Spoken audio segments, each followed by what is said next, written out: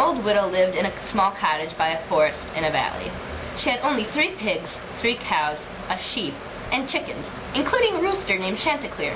He was a beautiful bird with the most beautiful voice in all the valley. He had 7 hens in his service to do all his bidding. The fairest of the hens was the Lady Partlet. One day, as Chanticleer sat on his perch, surrounded by his wives, he began to groan in his throat, troubled by his dreams. When Partlet heard him, she said, "Sweetheart, what is bothering you that you groan in such a manner?" "I just dreamt that I was roaming up and down in our yard when I saw a beast like a hound which tried to kill and eat me. I almost died at the sight of him." "How could you be such a coward? I have lost my heart to you, for I cannot love a coward.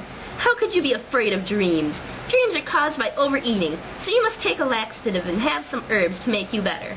"I thank you, my fair lady, but one may read in old books that dreams are significant of joy as well as of trouble. The proof lies in fact." Once upon a time, 2 fellows went on a journey, and they came to a town with such scarcity of lodgings that they could not find a place to stay. They were forced to part company for the night, and each of them took whatever lodging they could find.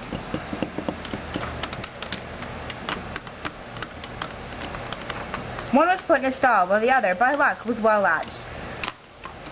Long before dawn, the second man dreamt that his friend called to him, begging for help, saying he was to be murdered in his sleep.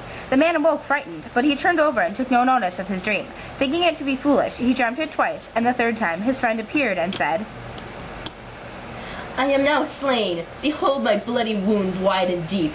Get up early in the morning, and at the west gate of town you shall see a cart full of manure, in which my body will be secretly hidden. Boldly halt this cart. My money caused my death." His friend's face told him every detail, and at dawn the next day he went to the stall to search for him. He could not find him, and the innkeeper told him he left town. Suspicious, the man remembered his dream and went on to the west gate of town. He saw the manure cart and shouted out for vengeance. "My friend was murdered last night. He lies stark dead in this cart. I call upon the officials who should guard and rule this city. Help! Here lies my friend murdered." The people ran out and turned the cart over. And in the middle of the manure, they found the dead man, freshly murdered. From this story, one can see that dreams are to be feared. The very next chapter of this story was of 2 men who wished to cross the sea, but the wind wasn't in favor, and they had to wait in a city. One day, the wind became a favor. They went to bed happy and planned to leave the next morning. During the night, one of the men had a strange dream. In the dream, a man stood beside him and said, "If you sail tomorrow, you shall be drowned. My tale is at an end." He awoke and told his friend about his dream, and asked him to delay their trip. His friend said, "No dream may so frighten me that I will give up my plans, but I don't care a straw for your dreams, for dreams are but foolishness and jokes. But since I see that you wish to stay here and miss a favorable tide, I am sorry. Good luck to you."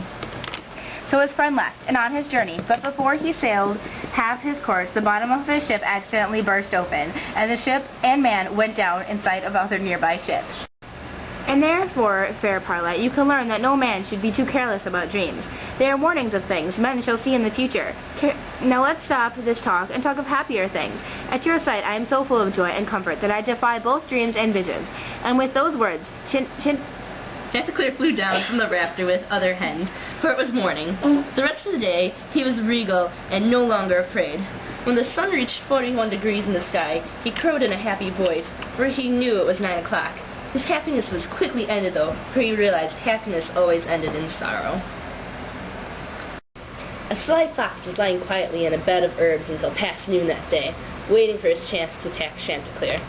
Chanticleer had been warned in his dreams that today was a dangerous day for him, but he still came down from the rafters. As Chanticleer looked at a butterfly among the herbs, he noticed the fox lying low there. He cried in fear at the sight of the beast, and he would have fled if the fox did not speak. "My dear sir, where are you going? Are you afraid of me, your friend? I would be worse than a devil if I tried to harm you or do you any wrong. I haven't come to spy on you, but I came to listen to you sing. You have the voice of an angel. I have never heard anyone who can sing as your father did in the morning. It came from his heart, and he closed his eyes, stood on his tiptoes, and stretched out his neck to make his voice stronger. "Now, sing, sir. Let's see whether you can imitate your father." Chanticleer beat his wings in flattery, and he stood up high on his toes, stretched his neck, closed his eyes, and began to crow loudly. Then the fox at once jumped up and grabbed Chanticleer by the throat and carried him back to the woods. The widow heard the woeful cries of the hens and ran out the doors.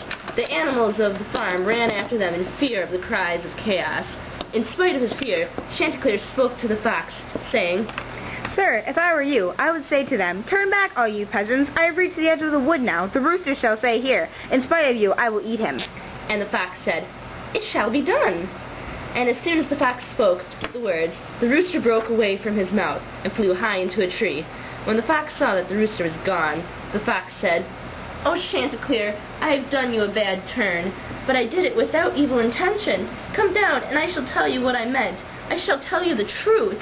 "No, I curse us both, but mainly I curse myself. If you trick me more than once, never again shall your flattery get me to sing with my eyes closed, for he who closes his eyes on purpose, when he should watch, will never be allowed to prosper." "No, but God brings misfortune to him who is so careless about his self-control as to chatter when he should hold his peace." See that this is the result of being careless and negligent and trusting in flattery. But you good people who think that this is a piece of foolishness about a fox or a rooster, listen to its moral.